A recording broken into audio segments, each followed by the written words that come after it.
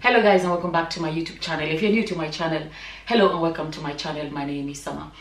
So in today's video I want to talk about how Adeboye can actually be, how Adeboye is actually among all these people we call the people that are being called the Pastor-Preneurs and whatever you want to call them. He seems to be one of the smartest. And when I say smart, you get what I mean as I go along with this video. But he is, in my language, there's this way we see the turtle. No, it's tortoise. The tortoise is not like a lion. It's not like a goat. It's not like a lot of the gra, But it is seen as it's quiet. It moves slowly, but smart. You understand? But smart. And if even while we were growing up, a lot of stories we would have heard, tales or stories, that we know as kids would be stories of tortoise being very smart and very intelligent and very cunning and all of those things. When I look at Adeboye, that's how I see it. Because you see, as far as I know, I don't think he cos. I don't think so.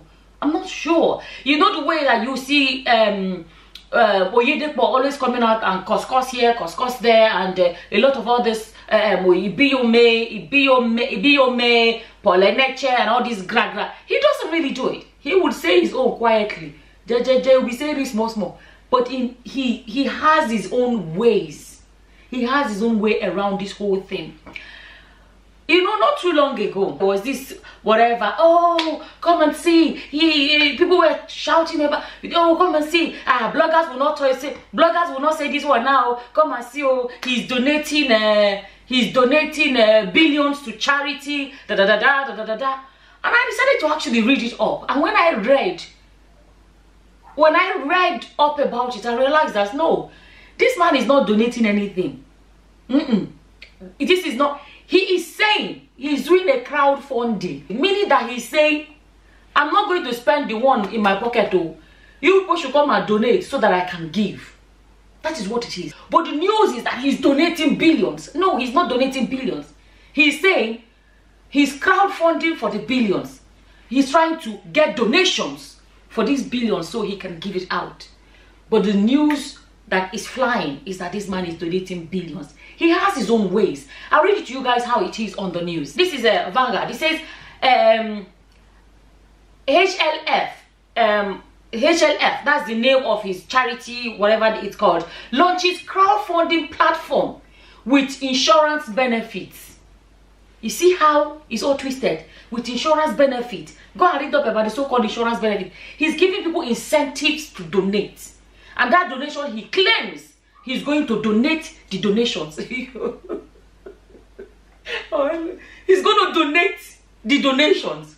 You see that? He's not going to take from his pocket. He's going to donate the donations. Look, if you read on, it says, so this crowdfunding campaign provides an incredible opportunity for individuals, philanthropists, and corporations to take part in ameliorating the suffering of people across the world, especially in the midst of the global coronavirus pandemic. Did you see that? Did you see that? And then it says, there are a wide variety of urgent demands where government support will not be available at all or not available on time to meet all the rapidly changing needs on ground, right? It goes on to say, hence the need for donations from individuals. So it is not, at the end of the day then, he is not the one donating. It is individuals that are donating. But the news is that he is donating, he's pledged billions to donate. No, he's asking Una, bring, make I give. That's what he's doing. But he's smart. I'm telling you. You see, this man, what they do gra. If you see when he walks quietly. Have you seen the way he walks quietly? When he's talking like this, that's why I say he's like Mbe. You know what I mean? He's not a goat. He's not a fox. He's not a lion. He's not gra. His own is very Mbe, wise in his own way. Then goes on to say, hence the need for donations from individuals, philanthropists, and corporations to fill critical gaps and make a tremendous difference. So it is individuals that are going to make this difference. Are you listening to that? And he says, we therefore need to bring our resources together so that we can make a tremendous impact. He said that this is the explanation of their crowdfunding. That he said, he said that with as little as 1,000 a month or 12,000 lump sum as a year donation or more from a partner, the foundation will be able to do more for more people, impact more communities, and transform more lives. You see that? They are not giving from what they've collected all these decades. No, they are saying bring so that we can give. Did you see that? So all the tithes and offerings and all the special seeds and the, what's that called? What's that thing called now? What's the one in the beginning of the year? First fruit, and all the different seeds that they've collected. They don't want to touch those ones. They have created another avenue to collect from the people. And at the end of the day, the question of when they collect, will they actually do as they said? It's another story altogether. But let me tell you one thing. Once the donations have been collected, nobody would go and be questioning them and say, how was it spent? How was it spent? You know what I'm trying to say? I'm not saying they will not spend it well. I'm not saying they will not spend it well. But to show you that of all the things they've collected for decades, they're not happy to remove from that. No, they're asking for more. But it was advertised as, oh, come and see, Adeboye is about to give out billions. That is how it was advertised. He goes on to say, he added that the HLF, which is the foundation, has entered into partnership with 4 insurance companies in Nigeria to give 1 year free accident insurance policy to partners who make lump sum donations of 2,000 naira or more at once, right? They are giving you a more incentive. Heaven is no longer, excuse me, heaven is no longer enough incentive because they've used heaven for such a long time. But it seems that heaven, you know, promising people heaven for their money, it seems not to be working as much as before. So now they're giving people physical, you understand? They are now giving people physical reasons, physical incentive, like now and now, like in front of you, incentive to donate. So that is it, basically it. But like I said, when it's advertised as, oh, Adeboye is donating or is pledging, but they don't tell you the pledge. No, they don't explain. You know, that's what the caption is. When you look into it, you see that it's not that as straightforward as you think. They are not donating. No, they are not taking from the ones they've collected. No, they are saying, bring more so that we can donate. That's that one. Another one was when they say, you know, he has sold his helicopter. He has sold. That's a sign of humility. He has sold his helicopter. Now he has sold his helicopter. And people now say it like he's no longer private jet pastor. You know, he has sold his helicopter. And when I looked into it, I'll read it to you guys again as it is on the news. Listen to this one. If you now go back to April 18th, 2021, okay, you will now find that I saw this on Pulse newspaper. It says Adeboye was forced to use the chopper belonging to David Oyedepo at some point. It says the federal government recently grounded the helicopter belonging to Pastor Enoch Adeboye. According to Punch, the aircraft, I'm reading from Pulse Nigeria. According to Punch, the aircraft with registration number blah blah blah blah suspended from flying 2 weeks ago. It was also reported that the cleric was forced to use a chopper belonging to David Oyedepo. Punch also reported that the aircraft was grounded following the expiration of some of its papers and spare parts. He explained that the aircraft was grounded for safety reasons. That was in April that he was grounded.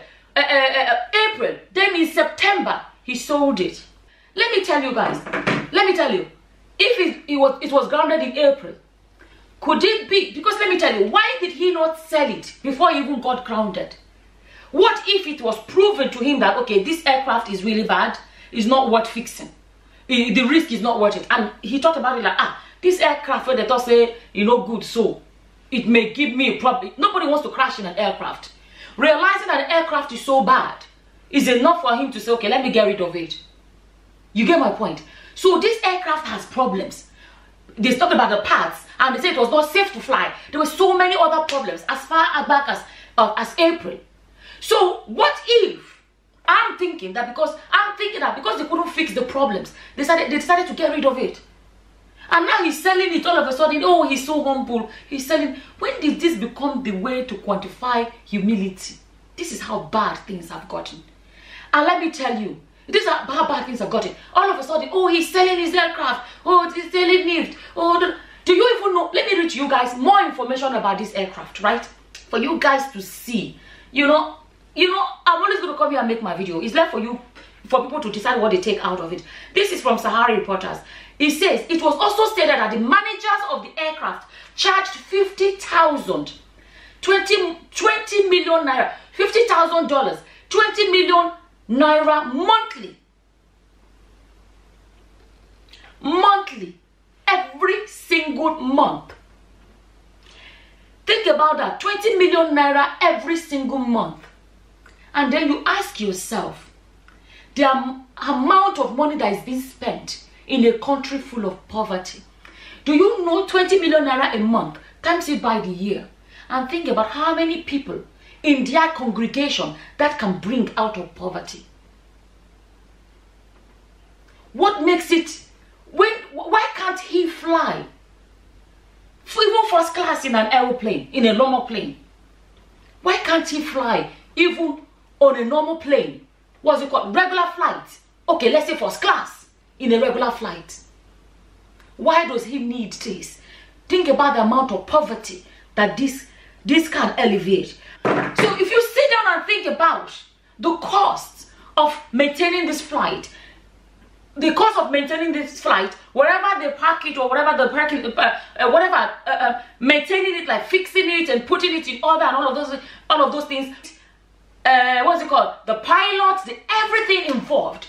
If you put all that money together and you think about the fact that we live in a very poor country and somebody is spending all these millions a year on an aircraft to move one human being around. I don't know, you can justify that in your own head. I personally do not see the justification when some people in that same country cannot even boast of having one meal a day. Having one meal a day. I just want people to sit down and think about this. Another area that I see, when they were doing, like I said, this man, he has his own, he doesn't talk too much. He doesn't talk too much. You know, when the tithe dragging came, he came to his pulpit and he said, there is one man that they said the tithe is not wanting. And he said, he's asking that they use the money to buy alcohol. And I said, how did he, I can't remember how he said it. Like, how did he even say it? That's what I don't know, I find it funny. I find it funny the way the man is. He's very quiet. I find him very quiet, and you know, but when they throw a whole bomb in his own way. Does not have time. He said during tithe dragging, different ones came out. Oyedepo came out and said what he said about tithe and blah blah blah. Somebody, which other pastor say, if you don't, and Muson Center one, what's that guy called now? Paul Adefarasi. He came out and said, you know, what's it called? He started telling us about the galaxy. I have a video about it. You guys can check it out. He started telling us the story about the galaxy and all of those things. And then, what's it called? Different pastors came out and said, yeah, when he wanted to say his own, he just sat down like this, with his own quiet, slow motion voice. I said, look. He said, he just look. Anyone that, because they know people want to go to heaven. He knows how, you know, his own, the man, they use brain. That's one thing I like about him. It doesn't mean I support everything he does, but I just like the way how they use brain for people. He came out and said, he knows everybody want to go to heaven. So the best way to get people is, you see, threat is another way to make people, because Nigerians want to go to heaven, so people suspend their brain because of heaven. That's not what, no. God does not, that is not how it should be. But there's some people that just, they're not doing the right thing because they want to do it, but they're just doing it because, I don't want to go fire. And they know how much people want to go to heaven. They only use it for them. Other pastors have bragged and dragged and dragged up and down. When this man came, he said, he just said, look, anyone that does not pay his tithe is not going to heaven. Full stop. Because he knows that once he drops that bomb, it's over. Because Nigerians will, you see, before it was like, if you give tithe, if you give tithe, you will prosper. If you don't give tithe, things will be tight for you. It is tithe that will make you rich. After a while, people started seeing that. So people started seeing that they stop paying tithe, or nothing changed, or their life are the same, blah blah blah. He now decided to go to another dimension to warn them about making heaven. He said anyone that does not pay his tithe will not go to heaven. It's not anywhere in the Bible. It is not, that is not anywhere in the Bible. I just wanted to show you guys. I just wanted to talk about how this man, he's very smart. Man, he has his own way. You know, they talk too much, you know, they shout too much. Oh, he has his own way of outsmarting people. He has his own way, you know, that he uses. Look at his so-called donation. Like, he just, boom, he's all over the news. He's donating people. I've looked at some of these things, and like his so-called selling of his aircraft. There is a reason behind it. He is smart. The so-called donating billions. He's not donating shite. He's not donating anything. He is asking people to come and donate. You see that? And then, when it comes to tithe, he didn't even bother to quote the Bible to explain that. He just told people that if you don't quote, he knows to use brain for people and say, if you don't pay tithe, you will not go to heaven. You see what I'm trying to say? Bottom line, at the end of the day, if I'm just being honest, all of these things are sad. They are really sad. Let me tell you guys, you have to sit back and ask yourself what Christianity really is. Christianity is not about money, money, money, money. If Christianity is about money, then it's not for the rich people.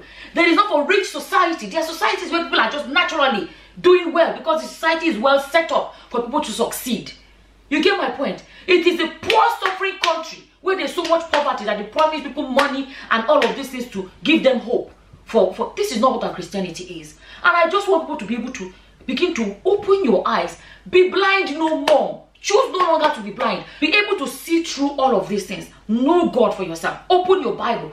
Especially when something people are doing or saying are not biblically backed. Sit back and ask yourself, should I take it or should I not take it? There is this one supreme power. Not your pastor, not me, but what the Bible says. But God and what he says through the Bible. I just want to use it to open people's eyes so they can realize what's going on. When you get to discover real Christianity, the freedom you would have, the great relationship you can have with God one-on-one, you will not be deceived. And I want to use this opportunity. I just wanted to share this to show people that there are different ways people can manipulate people to get more money out of people, to bring up any doctrine they like or whatever. Get to know God for yourself so that you will not be easily deceived. I feel like the deception is getting really out of hand. That the Christianity practiced in Nigeria and many poor African countries is not the same as the Christianity in other parts of the world. Then you sit back and ask yourself, what is really going on? I'm going to leave this one here. And as always, whatever your opinions are, feel free to leave them in the comment section below. And with that, I'm going to say thank you for watching. Until the next time, guys. Bye-bye. Bye.